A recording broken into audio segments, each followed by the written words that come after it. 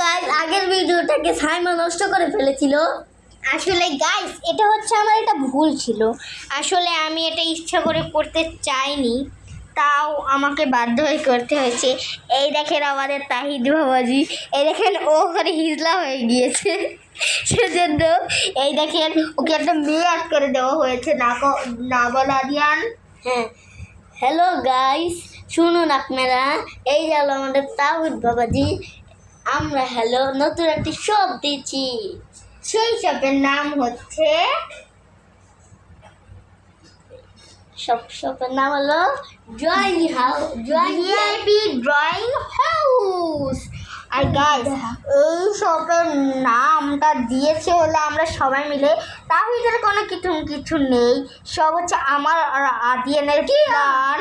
আর আদিয়ানি হচ্ছে আমাকে এই আইডিয়াটা দিয়েছে।